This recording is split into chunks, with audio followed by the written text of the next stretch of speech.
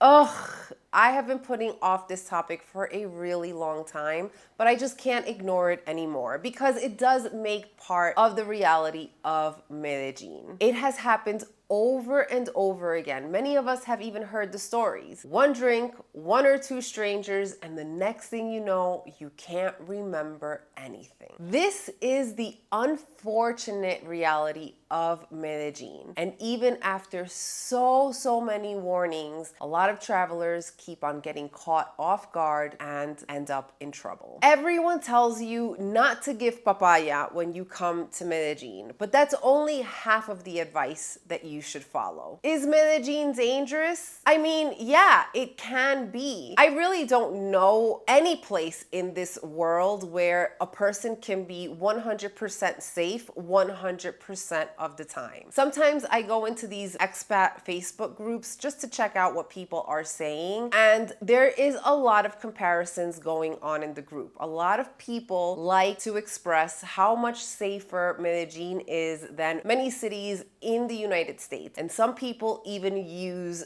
gun violence to illustrate their point. And while this may be true in a lot of cases, the reality is that danger is everywhere and it is relative to where you are. So maybe gun violence is something that you do have to be worried about in the United States, but not so much in Colombia. Scopolamine, on the other hand, is something that you must be aware of when you travel to Colombia. Recently, the body of Eric Molina, an American Airlines flight attendant, was found 80 kilometers south of Medellin. What the public knows is that Eric had a long layover from Miami and he decided to take advantage and visit Provenza, the nightlife district here in Medellin, with his colleague. Somehow, some way, his colleague was able to make it back to the hotel without Eric feeling disoriented, confused, and not knowing exactly what happened. When they ran the toxicology report on her, they found traces of scopolamine. Eric Molina's toxicology report has not been released, but based on his colleague's report and on the number of crimes used with this drug, one can only speculate that he passed away from an overdose of the drug. Hi, my name is Rebecca. I was born and raised in New York City by Colombian parents, but I have been living in Medellin since 2018. I am a tour guide. So if you are planning a trip to Colombia and would like to visit the city of Medellin, I have left all of the pertaining information in the description of this video.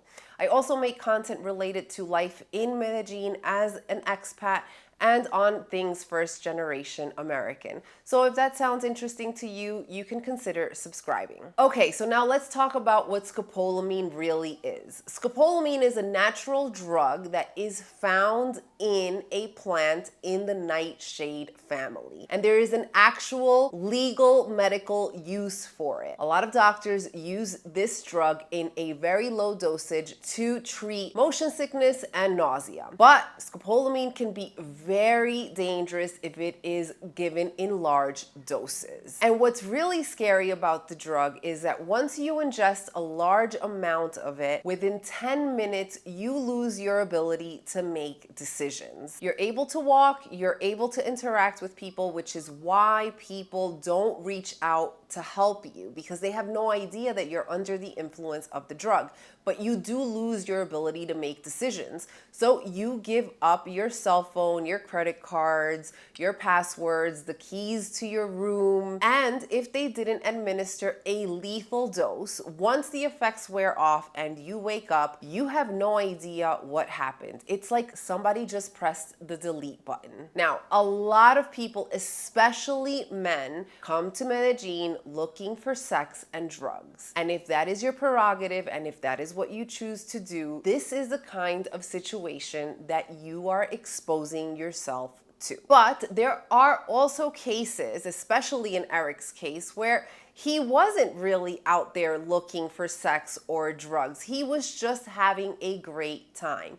And what drives me crazy about the situation when you start reading people's comments is the insane amount of victim blaming that goes on. Instead of focusing on the crime and instead of expressing outrage towards the crime, a lot of people just blame the victim and say, Ah, eso le pasa por andar dando papaya. And yes, but I'm not sure that's the right attitude to have. And that leads me to the next point. Colombia has overcome its darkest days, but there is a history, and that history doesn't just disappear. It leaves behind fear, like not trusting institutions or staying quiet instead of speaking up, and victim blaming. And that can definitely affect how things are handled today. And I say this because a lot of people like to compare how things would be handled differently in the United States or in Europe. And I don't think it's fair because, like I said, danger is relative to where you are, and every place has its history. So for me, comparing things is just not something that really helps anybody. I don't know. I grew up in New York City in the 90s. I grew up not trusting people. I heard all my life, never accept drinks or food from strangers.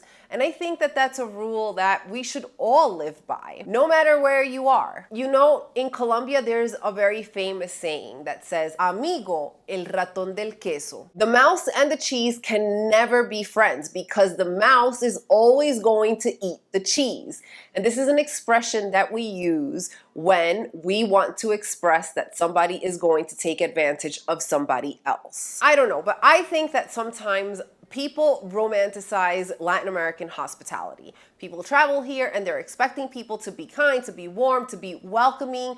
And yes, Colombians are very friendly and they are very nice. But sometimes this idea becomes your weakness because the organized criminals that operate these kinds of operations, because don't think for a second it's just these women out here that are operating. No, this is a very sophisticated level of crime. They know that you are coming here looking for that hospitality. They know that you're on vacation. They know that you want to let loose, and they use that psychology to get you. So my recommendation to you is to please come and visit Medellin. The city and country has so many things to offer you. But please be careful who you trust. Don't follow strangers you just met. Don't accept beverages or food from strangers because remember, amigo, el ratón del queso. And that's all I have for you today. I hope to catch you in the next one.